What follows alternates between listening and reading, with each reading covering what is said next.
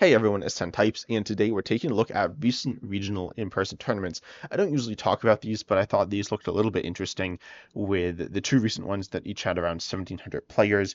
The one was at Stuttgart and the one was at Sacramento. But before we hop into things real quick, I want to give a quick shout out. This is not a sponsored segment, but this is to my YouTube member, new YouTube member, Now Nation. So shout outs to you. And with YouTube memberships, you can get some stuff. You can see the stuff, and I might expand that over time. But anyways, wanted to say I usually say it at the end of videos, but figured I'd slot in at the beginning this time. But regardless, the top decks here, the top two were each Miraidon EX decks. I don't think there's anything super crazy, but you do have the new stuff. These are their first Surging Sparks tournaments, and you see that they are playing a few new cards. The Magnemite is new. No, it's not new. I didn't check. It doesn't really matter. But the Oh, this is actually interesting, accelerating energy. I didn't really know what it did. It's not like that useful though. But you have the Magneton to accelerate energy with this ability, which is quite good. And then you have the Pikachu EX, which adds something to the deck, I guess. I've talked about it in the past, but anyways. Then you have Latias EX as well. Latias EX is really interesting. We will be talking about this later. I have not necessarily planned out this video too much, but I know we'll talk about it because Latias EX is so good, giving all your basic Pokemon for your treat. At first, before the set was out, I was like, this card's broken when it was revealed. I was like, this seems insane. Could I completely change the metagame, or at least like really go into a lot of decks and be a really good card, but wasn't exactly sure how it would impact the metagame. And then I was like, oh, maybe it's not as good as I thought. A lot of the top decks are like Charizard EX and Dragapult EX and Regidrago V-Star, and you're not really going to play Latias EX in those decks. You could get some value, but not the same level of value. So I was like, maybe this card isn't as good. But now, no, I'm back on the hype train. But anyways, Rhydon isn't super interesting to talk about here. Then we have Goldengo, and Goldengo EX here plays a lot of different types of energy, and it plays the new Togekiss. I've talked a lot about the Togekiss, or I don't know if I've talked a lot, but I don't like the Togekiss in terms of game design because it's completely random and super swingy. I I'm not like a massive fan of coin flips, but I do understand that people do like them. They can be fun. However, I think coin flips that aren't necessarily super interesting and that are very swingy generally aren't fun. Something like Pokemon Catcher, Crushing Hammer, or this new Togekiss. But what it does do is allow you to take an extra prize on a coin flip, which is pretty good. And then, but it no, sometimes good. It's good if you flip heads. Then this list plays the new A-Spec Energy Search Pro, which says you can search a deck for any number of basic energies of different types and reveal them and put them into your hand, which is pretty good for the one turn which you use it, allowing you to just take a big one shot there. And you have Goldengo EX, of course, using its attack, which could discard a bunch of basic energies from your hand and do massive damage in that way. So that's a pretty good attack right here. But it is a stage one, not a basic like some of the Miraidon attackers, but it is very strong. And it is the best stage one in the game, I guess. Best stage one attacker, at least. The stage ones aren't that good right now. There are only a few of them that are like stage one EXs, for example, aren't very good. V stars are good, but they're not stage ones. But V stars aren't as good in this metagame either. We do have Regidrago V star. I haven't really looked at these lists. I've seen them some. I think that apparently the fourth and eighth are the same. Wait, no, that's a different. I don't know. Anyways, so we see Reggie Draco V-Star. Doesn't look like it's doing anything crazy. You do have the new Alone Executor EX tossed into a bunch of these decks. I've said before, okay, these decks, okay, these two lists are the same, but not really going to dive into the list too much. I do see Terra Orb, which is a pretty cool inclusion within the deck, especially if you are playing Alone Executor EX.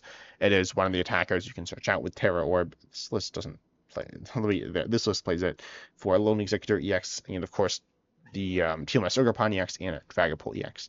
Then you also have the different attackers. You have Giratina V-Star, Hisuian V-Star, and Kyurem and Dragapult as the main four. And you do have, like, I don't think Alone Executor EX is that good, but I know some people like it a lot. We see Noctowl in here. We see some different cards. Nothing too crazy yet again going on with this deck, though. It's pretty normal. Regidrago V-Star stuff, obviously, unsurprisingly, being reliant on the TMS Ogerpon EX engine, which is definitely the best one. The other options are pretty bad, like Gardenia's Vigor and stuff. So, anyways, you have that going on. Excuse me. And then you also have the next stack, apparently, is Charizard Pidgeot, I guess I'll take a look at this list. This looks pretty normal, pretty boring and straightforward, so that's fine. We have Reggie Draco V-Star again, which there's a capturing aroma, and then you have this next Trap Ghost Duststorm list. I think Trap Ghost Duststorm is pretty good in the metagame. It plays Reggie Draco V-Star, or as a V-Star power. That was not what I was expecting. As I said, I haven't really looked at these lists. I might have seen this list before, and probably had the same reaction then, because Reggie Draco V-Star obviously is it's a card that is mainly used as an attacker, but it has a good V-Star power to allow you to recover anything, including special energies, which I'm assuming is the main reason that it is here, because special energy recovery is hard and important. So, anyways, that's the thing there. And then you have, we see Bouffalant as well. Bouffalant is often not in the deck either. And so that's a pretty interesting inclusion. This is definitely a more interesting Trap Ghost list. We have Duststorm, Pidgeot EX, a 2/0/2 line of both Pidgeot EX and Duststorm. And you have two Fan Rotoms. You have a 3/3 Noctowl, which is a little thinner than normal. You're looking at like a 4/3, 4/4 more normally. And you do have two Bouffalants of Regidraco V-Star. And yeah, so it's just kind of interesting there. We do see Featherball, which is okay. I think Featherball is more justifiable if you are playing that fourth Ultra Ball, but generally I do like Featherball more than Ultra Ball, but this list does play four. And then we have a Chimp Excalibur list. That's interesting. I've not seen this deck floating around too much recently. This is nothing too crazy. We do see Palkia, and we see, yeah, I don't know. It's Chimp. It is, it's an okay deck. Then we have Roaring Moon EX, and Roaring Moon EX here is playing Koraidon. I do think Roaring Moon EX is pretty solid in the metagame right now. It's not a deck that I've been playing too much. I played it a little, and I kept making misplays with it. But I was like, oh, if I didn't mess up, I probably would have won. It's not a super hard deck to make, but I kind of ended up making some mistakes. I think there was a turn where there are a few games where I overextended. There's some games where I overextended, it didn't get punished, and there's some games that overextended, did get punished, and it's not a super complicated deck to play, but there are a few different things going on. You do have the new Koraidon, which I think is really good, but I don't think this is like a top deck. Then you have Pidgeot Control. Pidgeot Control is a deck that I haven't really played too much in the current standard format. This one is like Snorlaxy though, so yeah. And there's always stuff to go into with this deck, but we're not going to go into it too much. Then there's Gardevoir, and yeah, this will be the last deck I talk about from this tournament, I think. Might take a look at the metagame to see if there's anything crazy going on, but I'm more so want to talk about this other tournament, which has some really interesting things going on here. But Gardevoir plays different types, which is kind of interesting, but nothing really too crazy. I mean, you usually don't see Rabsca or Pheasantip DX, I don't think, but whatever. We see some slightly different cards, but ultimately, how much does it matter? It's pretty. Oh, and we see Rare Candy. Someone was like, Rare Candy is certainly not a crazy card to have Gardevoir. I think it's. I don't know if it usually plays a Rare Candy or not, but it's certainly a good card in any stage 2 deck. But anyway, pretty normal Gardevoir stuff. A little out of the ordinary, but it's not like you're shifting things up with like a different attacker or different engine, stuff like that. But yeah, we see Lugia, we see. I'll click on the Lugia. Yeah, pretty normal there looking. Not going into it too much. Then Trapghost Cloth. We will talk about this deck. I really want to talk about it more. We got Raging Bull Dragapult, Dragapult Pidgeot, which I do stand by as the best build of Pidgeot of Dragapult EX. Pidgeot EX gives you a lot more consistency. You could kind of just run it with the Dracloaks as well. That might be a valid thing to do. Yeah, we'll talk about that in a minute as well. So that's kind of interesting. We got Greninja. Someone played that. Oh, this is this deck, the Greninja Charizard deck. I haven't played this deck. It seems well, have I played this deck? I haven't played it much, but it's kind of weird because obviously you have a lot of different things going on here, lots of different types. No Crispin. I was expecting Crispin, but no none of that in this list. But anyways, it's interesting. A lot of moving pieces, obviously. We even see a Pidgey. Oh yeah, because this is a Grand Tree deck. Grand Tree is so long, its text. It's like so long, and it's kind of weird. But anyways, the metagame. We see Arcaludon as well. We see Lost Zone. I do think Lost Zone's super good in the metagame right now. Lost Zone is, I think it's really good. In my top 10 deck, I had it as the best deck in the game. I think it might be. It's kind of hard to play. I'm gonna stand by that. What on earth? Apparently someone played. No, I don't want to open the deck builder. Apparently someone played Greninja EX. Lugia V-Star. So that's really interesting. We got Trapco CX and Wilson or Pontiacs. This is really cool. You have Boomerang Energy, which is okay. It's like kind of good with Ninja EX, but also if you already have, um, I was gonna say if you already have like a bunch of energy acceleration, it's less important, but it's still pretty interesting here. Definitely not what I was expecting to see. I'd almost want to say that the list should run. It runs two Archeops, and it runs a bunch of Noctowls. I wasn't even. I just like was kind of looking through the deck. This is so weird. You got the just two Archeops and two Lugia, and then you have a 2/2 Greninja. You have essentially a 3/3 Noctowl. You got this Ditto, which like takes up a spot in the deck. Which Ditto is like an interesting card with Buddy Buddy Poffin. I think Ditto is like kind of underrated, but also Ditto's just a Pokemon that is also going to take up a deck slot, and this deck already has a lot of moving pieces going on. But I guess it's good for grabbing like certain Pokemon. And then you have the Fan Rotom, which you can get the Ditto off the Fan Rotom, which is good as well. And you can you can Jet Energy and stuff. But Jet Energy you can't retreat out the new Pokemon unless it's Mew EX, because you will lose the Jet Energy when you Ditto. But regardless, lots of interesting things going on here. I don't know if I might end up playing this deck. I'm not really a big fan of Lugia in general. I would actually almost like to see a copy of um unidentified fossil in the deck, so you could rare candy, because you're playing rare candy, you're playing Archeops, so I feel like that's not a crazy card to pop into the deck. It will be kind of hard to find stuff. I mean, there's just there's a lot of stuff going on in this deck. Then I'll look at just the statistics, what people played. Someone played Reggie. A few people played Reggie's. I believe this is Reggie's with Pikachu EX, which it's not great, right? I think most people know that, but it is kind of funny. We have someone played United Wings. I think I looked at this list, and I think it was I mean, it's United Wings, right? I don't know what you're expecting. Let's play Brilliant Blender. I guess Brilliant Blender is like a cool new addition to that deck. Brilliant Blender is kind of fun as an ace spec, but it's not super interesting either. Theoretically, it's cool. Like Battle Compressor was a cool card, but this is not Battle Compressor. It is an ace spec. So, and also it's not expanded. It's a different format. Battle Compressor would be like I don't even know if it would be broken in standard. It would be good in certain decks like United Wings, but it'd be very good with like, the stuff that plays. Brilliant Blender would get good, really good value out of Battle Compressor, especially with it being searchable off of Arvin. But I don't know. It don't honestly might be kind of interesting to pop in standard, but maybe not. Maybe I'm just being silly. But regardless, United Wings certainly not making a big splash here. But then we do have Palkia. A few people played that and someone played it, finished. Oh yeah, they finished there. Okay, we'll talk about that later.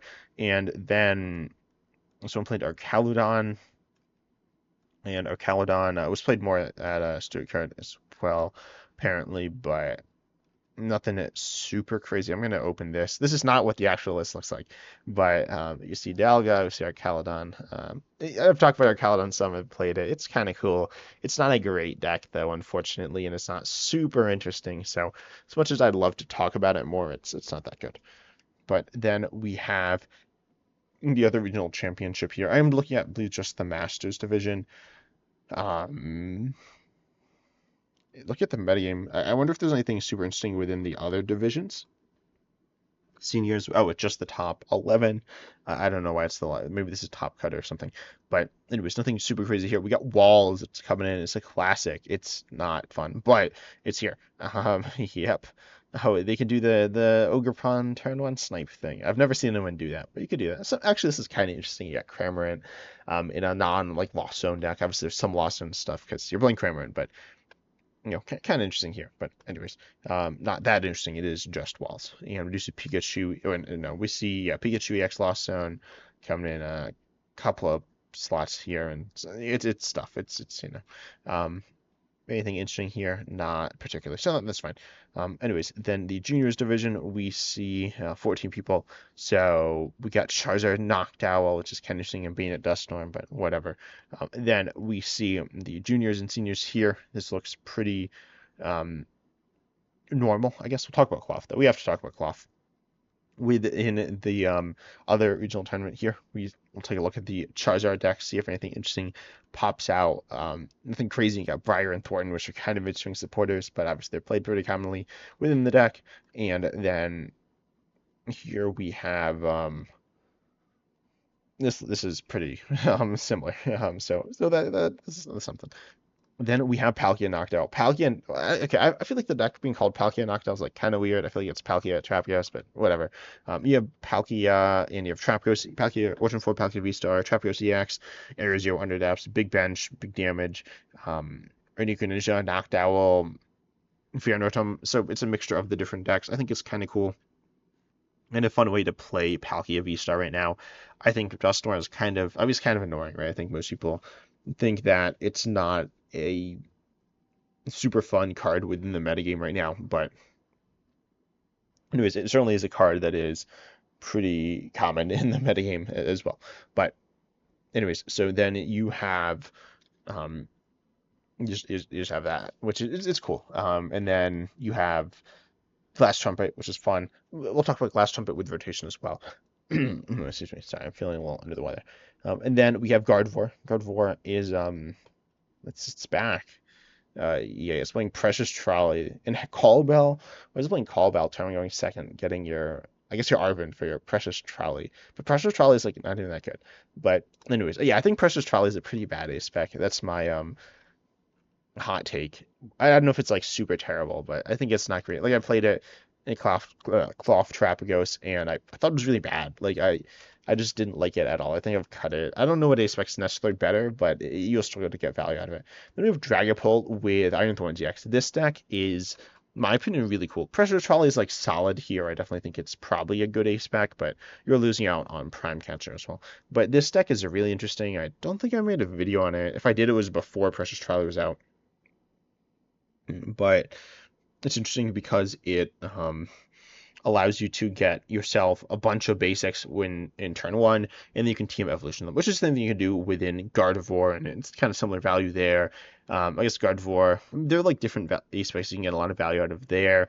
This is more of like a slow deck because you're using Iron Thorn GX, which is just like a control card, right? It's not like a necessarily true control card. You can make an argument either way, but regardless, definitely a pretty, in my opinion, interesting deck. We are sitting behind Iron Thorn GX, and you are using Dracloak as your engine here to build up your deck, which is really or build up your hand and build up your board state and stuff like that. So Dracloak is a solid ability, kind of like Kirlia. This is like Gardevoir, but you have a stronger attack with Dragapult EX, in my opinion. I mean, I don't like Gardevoir. I like the things I said about Gardevoir were very similar. They're the deck builds. A lot of things apply to both decks, but I'm not really a big Gardevoir fan. I'm definitely more of a Dragapult fan. I think Dragapults are really, it's like kind of cool. It's kind of annoying as well. It can be annoying to play against, but you have different tools here as well. You can get good value out of Future Booster into Capsule, which is like kind of weird because you're Dragapult, but that's fun. And yeah, I think this deck's kind of cool. I don't know if other people, they might find it like super annoying and boring. It doesn't even play Rare Candy as well, which is kind of interesting. I wonder if the Gardevoir list does. It does. So anyways, and then we have another Goldango list. This looks kind of similar. It has a Palkia and it has Energy Surge Pro, so that's fine. And then we also have the deck that we have to talk about. That deck is Cloth. Cloth Trapagos is really interesting. Cloth Trapagos CX is right now my favorite deck to talk about. It's pretty fun to play as well.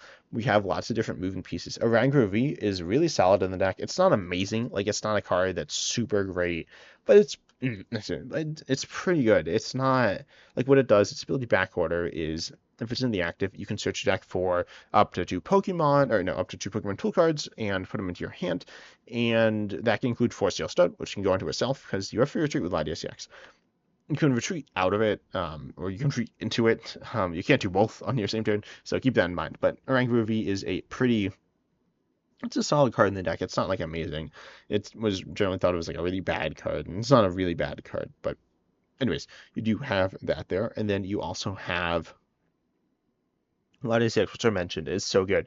Roaring Moon EX doesn't necessarily play Latias EX, which is a good deck.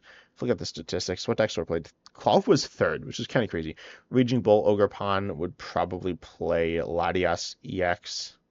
It's not. Apparently, it does not play Latias EX. I feel like it makes a lot of sense to play it in this deck, because Latias EX is really good. I would play it in the deck, but I don't play the deck. And then you have Snorlax. Snorlax is really good because being a control deck, it allows you, being a trapping deck specifically, you are able to trap Pokemon that can't, like if they want to retreat, they can't retreat. So if they're decks that can always retreat, like if they're playing Latias EX, which is a reason why within this deck, Pekron EX could be good, I guess. Pekron EX always has felt like kind of mediocre to bad to me in the deck, but it will allow you to win this Snorlax matchup, so that is good. I guess. Does it allow you to? I think normally it does, but there are counters because you will end up poison. You'll end up winning through poison. There's some interesting cards in this deck. And definitely Snorlax is like, it's not an interesting deck to really talk about because it's Snorlax, but there are some kind of cool cards that are played in the deck from time to time. But excuse me. Regardless, you do have within Cloth, you have a variety of supporters, which are kind of cool. You have like Carmen popping in here, and Colossus Nasty. Colossus Nasty is like pretty good with double turbo energy, and Luminion V felt pretty solid with this deck because you do have Air Zero under depth, so you just need to fill out your bench with a lot of basics. And the deck plays a good chunk of Pokemon. It plays 18, and they're all basics, which is kind of crazy, but it doesn't feel like too many Pokemon usually. Like you're obviously not playing all of them because you can't, but you're playing a good chunk. You can play half of them down onto your bench or onto your board with Air Zero Underdepths, and you have Genesect and Genesect.